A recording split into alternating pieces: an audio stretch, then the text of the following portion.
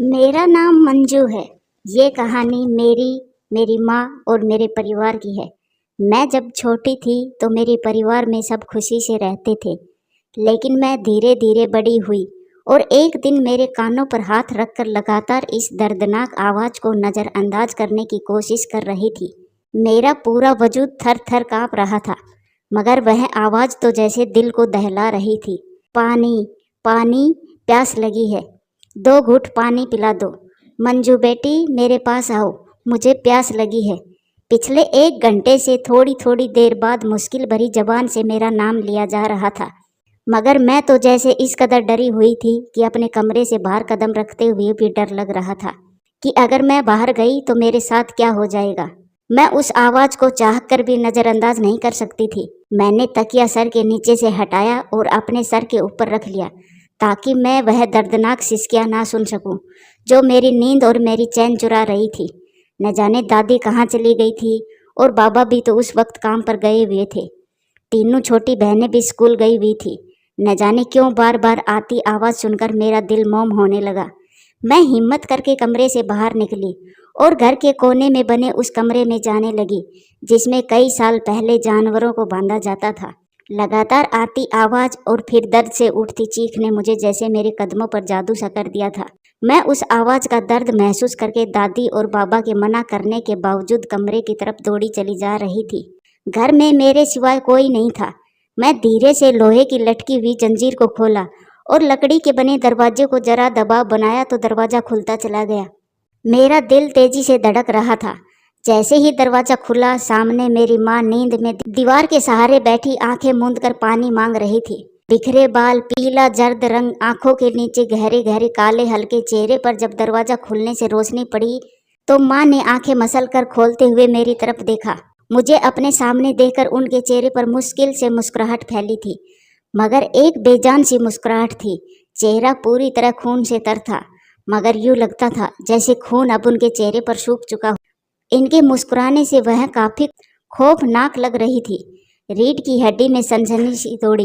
अगर दादी का कहा सच हुआ तो, माँ में अभी भी कोई चुड़ैल हुई तो वह मुझे कच्चा चबा जाएगी। मेरा दिल जोर से धड़का था। पहले तो जी चाहा मैं कमरे से बाहर चली जाऊं, मगर उसके बावजूद मुझे माँ की हालत देखकर उन पर तरस आ रहा था। क्या से क्या हालत हो चुकी थी उनकी। मेरे अंदर से एक आवाज़ आई तो मैं बगैर कुछ सोचे फौरन पानी का गिलास भरकर ले आई, ताकि माँ को पानी पिला सकूं। उसके पास जाते हुए मुझे डर लग रहा था, कहीं वह मुझे नुकसान ना पहुंचा जाए। यह आज पहली बार नहीं हुआ था। पिछले 8 दिनों से मेरी माँ के साथ यही सब होता रहा था। मैं उन तक पहुंची तो वह बिल्कुल नॉर्मल थी। पानी देकर फौरन आगे बढ़ने लगी। शायद बहुत प्यास लगी थी उन्हें। मैंने डरते डरते माँ को सहारा देकर उठाया और पानी का गिलास उनके लबों से लगा दिया। उनका वजूद कपकपा रहा था। वह तेजी से सांस ले रही थी। मैंने उनको थाम कर पानी पिलाया तो कपकपी की वजह से चंद घूंट ही उनके हलक से नीचे उतर पाए थे। बाकी सारा पानी तो मेरे कपड़ों पर गिर चुका था। मेरा खौफ अब काफी हद तक कम हो चुका था। मुझे अपनी माँ की हालत देखकर रोना आ रहा था। मेरी माँ ऐसी तो ना थी जैसे मेरे बाबा और दादी ने उनके हालात कर दी थी। मेरी सिसकी बढ़ने लगी तो माँ ने बमुश्किल गर्दन फेरकर मेरी तरफ देखा। उनके लिए तो इस वक्त गर्दन घुमाकर मेरी तरफ रुख करना भी सबसे दुश्वार काम था।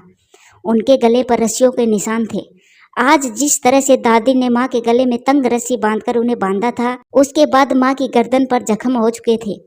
वह हकलाते हुए मुझे आधे अधूरे शब्दों में कहने लगी कि मेरी बच्ची रोना नहीं, मैं बिल्कुल ठीक हूँ। कैसी माँ थी वह, इस हालत में भी कह रही थी कि वह ठीक है। मेरा दिल उनकी हालत देखकर किसी परिंदे की तरफ तड़पा था। उनके घने लंबे बाल जो उनकी कमर तक आते थे, आज दादी ने उन्हें कोयलों पर रखकर जला डाले थे। अभी तक उनके बालों से जलने की बू आ रही थी, जो जलकर बेढंगे तरीके से उनकी गर्दन तक आ चुके थे। उनकी सफ़ेद दूध सी रंगत अब सफ़ेद नहीं थी। उन 8 दिनों में उनका चेहरा नील के निशान से सांवला हो चुका था। उनका पूरा शरीर दर्द और जख्मों से चूर था। वजूद में कपकपी जारी थी, फिर भी वह कह रही थी कि वह ठीक है। मैं सिसक कर उनके गले लगकर रो पड़ी थी। आज बड़ी मुश्किल से माँ से मिलने का मौका हाथ आया था, वरना दादी मुझे माँ के करीब भी भटकने नहीं देती थी। दादी का कहना था कि माँ पर एक चुड़ैल का साया है। मगर आज जब माँ के पास आई तो मुझे ऐसा कुछ भी महसूस नहीं हुआ था। मुझे लगा शायद दादी ने जो कुछ बोला वह झूठ था, या फिर वह चुड़ैल माँ के शरीर को छोड़कर जा चुकी थी और अब माँ बिल्कुल ठीक हो गई है। यही सोचते हुए मैं गिलास रखने के लिए जाने लगी तो माँ ने फौरन मुझे पकड़कर वापस खींच लिया। मैं बौखला कर पलटी और माँ के करीब जाकर गिरी, मगर जब नजर माँ के चेहरे पर पड़ी तो एक चीख मेरे हलक से निकली, क्योंकि माँ का चेहरा बहुत बुरी शक्ल में बदल चुका था। दरअसल मेरी दादी को पोते की ख्वाहिश थी और हम 4 बहनें थी। मैंने जब से होश संभाला दादी को यही ताना माँ को देते देखा था कि मनहूस औरत मुझे पोता नहीं दे सकी। मेरी माँ की जबान पर हर वक्त चुप्पी रहती थी, वह चुपचाप घर के काम करती रहती थी। बात सिर्फ दादी की नहीं थी, बाबा का व्यवहार भी माँ से बहुत सख्त था। वह बात बात पर माँ से लड़ते झगड़ते थे और गालियाँ बकते रहते थे। यह बात यहीं तक सीमित नहीं थी, अब तो माँ बेटा माँ पर जुल्म के पहाड़ तोड़ते रहते थे। एक बार मैं गहरी नींद सो रही थी जब कानों में चीख की आवाज़ आने लगी। पहले तो लगा शायद ख्वाब सा है, मगर जब अपने करीब से छोटी बहन की सिसकियों की आवाज़ सुनी तो फौरन जागने लगी। छोटी बहन मुझे बाजू से झिझोड़ कर उठा रही थी और रो रो कर सहमे हुए अंदाज में कह रही थी कि दीदी जल्दी उठो, बाहर बाबा और दादी माँ को मार रहे हैं। माँ दर्द से चीख रही है। दादी मेरी बात तो सुन नहीं रही, तुम ही उठकर उन्हें रोको। छोटी बहन बहुत ज्यादा डरी हुई थी, उसके आंसू उसके गाल पर बह रहे थे। मैं फौरन उठी और दिमाग को नींद से जगाते हुए उसकी कही बातों को समझने की कोशिश करने लगी। माँ की लगातार सिसकने की आवाज आ रही थी। वह रो रो कर कह रही थी कि महेश क्या करने लगे हो मेरे साथ, आखिर मैंने क्या किया है, मेरा कसूर क्या है, मेरी गलती क्या है, क्यों मुझे तुम लोग मारते रहते हो। मत बांधो मुझ पर ऐसा जुल्म मत करो, भगवान के कहर से डरो। माँ की आंगन से आती आवाज़ों ने मेरा दिल दहला कर रख दिया था। मैं शायद अभी भी नींद में थी, इसीलिए चक्कर आने लगे, मगर उसके बावजूद फौरन उठी और भागकर कमरे से निकलती हुई आंगन में पहुंची। जैसे ही मैंने आंगन में कदम रखा तो सामने का मंजर देखकर मेरे होश उड़ गए। मेरी माँ को दादी और बाबा ने चारपाई पर बांध रखा था। उनके हाथ और पैर चारपाई पर रस्सियों से बांधे हुए थे। दादी ने माँ के मुंह पर एक के बाद एक न जाने कितने थप्पड़ मारे थे। उनका चेहरा सुर्ख हो चुका था। दादी के हाथों के निशान उनके चेहरे पर बन चुके थे। मैं फौरन दादी के पास गई, उन्हें रोकने लगी। आखिर वह माँ के साथ ऐसा क्यों कर रही थी, मैं कुछ समझ ना सकी। मगर तभी बाबा ने तो हद ही पार कर दी। एक मोटा डंडा हाथ में उठाया और गुस्से से आंख बबूला होकर माँ पर डंडे बरसाने शुरू कर दिए। माँ दर्द से बिलबिला उठी, उनकी चीखें आसमान तक पहुंच रही थी। मेरे तो हाथ पांव कांपने लगे। मैं अपनी जगह पर खड़ी होकर चीखने लगी थी। मैं तुरंत भागकर उन तक पहुंची और बाबा के हाथ डंडा छीनने लगी, मगर बाबा ने मुझे तुरंत पीछे हटा दिया और एक बार फिर माँ की टांगों पर डंडे बरसाने लगे। माँ तो बेहोशी की हालत में हो चुकी थी। बाबा ने माँ को इतना मारा, बाबा खुद भी माँ को मार मार कर थक गए थे। दादी माँ सिराने खड़ी बाबा को और ज्यादा भड़काते हुए कह रही थी कि और मारो इसे, मारो, इतना मारो कि इसके अंदर की सारी बलाएं बाहर निकल आएं। मुझे यह मंजर समझ में नहीं आ रहा था। आखिर क्या गलती थी मेरी माँ की जो सुबह सवेरे बाबा और दादी माँ को इस कदर मार रहे थे। माँ के चेहरे और टांगों से खून रिसने लगा था। मैं फौरन माँ के पास जाने लगी तो दादी मुझे बाजू से पकड़कर दूर फेंक दिया और बोली कि खबरदार जो माँ के पास गई तो तुम्हारी माँ को चुड़ैल चिपटी हुई है, जिसको निकालना बहुत जरूरी है, वरना हम सब की जान को खतरा हो सकता है। दादी की बात सुनकर मेरे होश उड़ चुके थे। मैंने एक नज़र माँ को देखा, फिर रोते हुए दादी को मैं बोली कि ऐसा कुछ नहीं है, मेरी माँ बिल्कुल ठीक है। मगर दादी गुस्से से बोली कि तू बड़ी है या मैं बेहतर जानती हूँ क्या सही है और क्या गलत। अगर इस हालत में तू अपनी माँ के पास गई तुझे भी अपने जैसा बना देगी। बाबा भी दादी का फेवर करते हुए मुझे माँ से दूर करने लगे, फिर कमरे में भेजकर दरवाजा बंद कर दिया। मैं और मेरी छोटी तीनों बहनें माँ की यह हालत देखकर रो रही थी। मुझे यह बात समझ नहीं आ रही थी, आखिर अचानक बाबा को क्या हो गया था जो वह माँ के साथ ऐसा व्यवहार कर रहे थे।